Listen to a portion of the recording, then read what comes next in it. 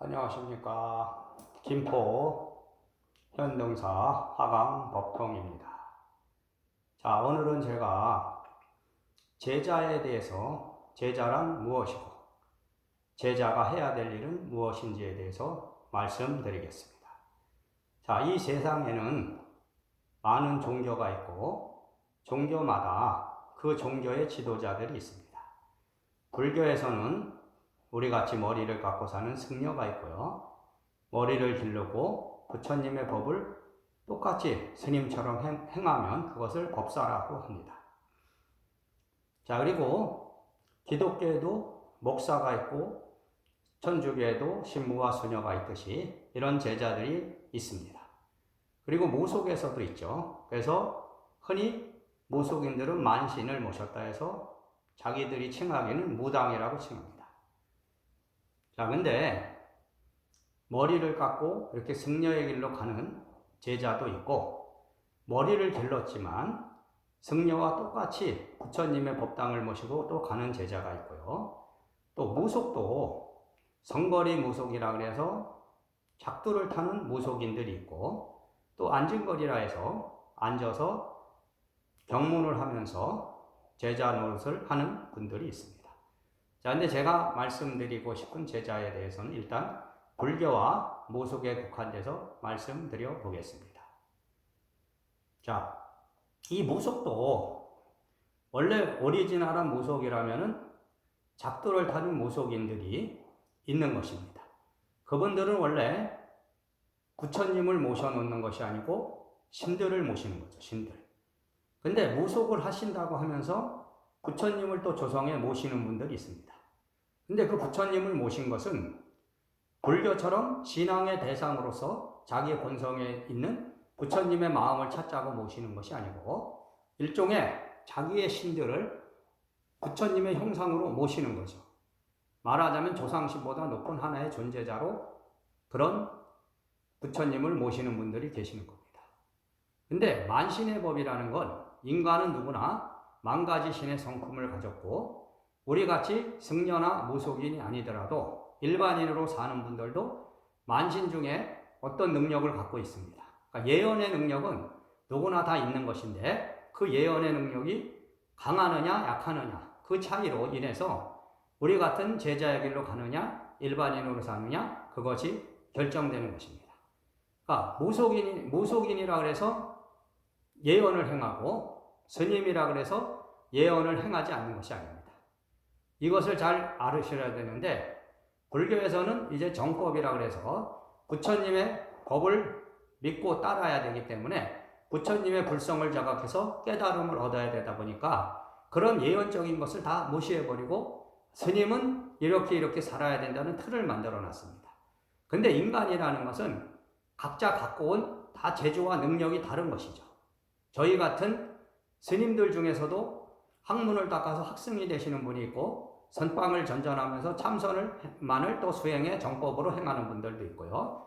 그러니까 각자 갖고 온 능력이 다른 것인데 그것을 천편일률적으로 이것만 해야 돼 이렇게 해서는 안 되는 것입니다.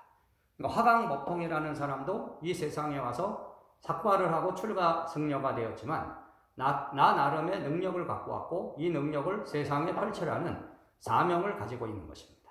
그렇기 때문에 여러분들이 아셔야 될 것은 뭐냐면은 무속도 만약에 무속을 하시는 분이 불구, 부처님의 법을 전하는 불구를 사용하신다면 그분들도 분명히 부처님의 인연법을 가지고 있는 것이다.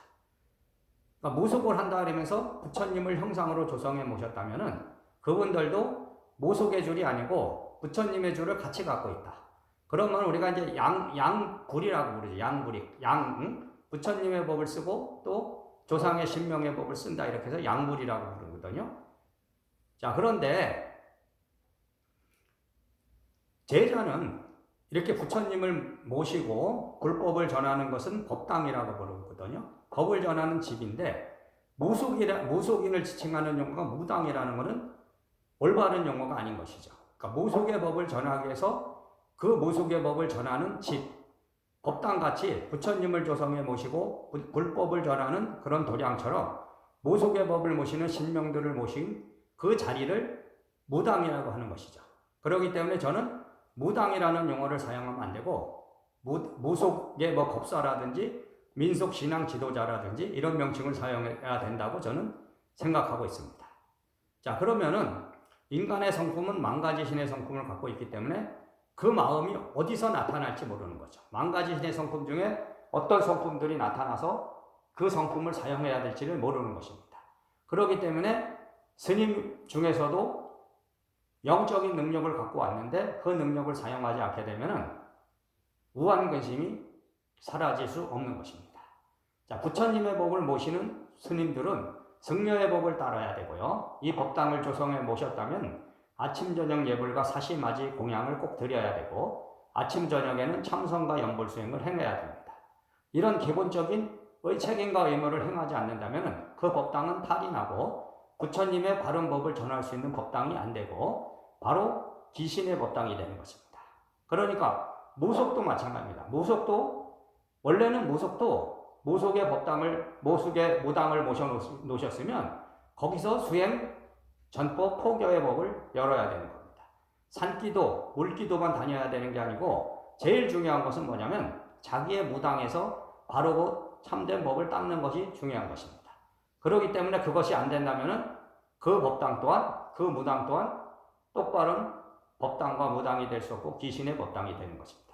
그런 데서는 똑바른 법을 전할 수 없는 것입니다. 그러니까 제자라는 것은 우주의 선택이고 우주의 선택에 따라서 전생의 인연 따라서 내가 가지고 온 인연을 세상에 펼치는 것입니다. 저처럼 승려가 될 인연을 가지면 승려가 되는 것이고 승려가 될 수 없고 머리를 기르는 법사의 운명을 가졌으면 법사가 되는 것이고요. 또 무당의 운명, 무속인의 운명을 가졌으면 무속인이 될 수밖에 없는 것이다.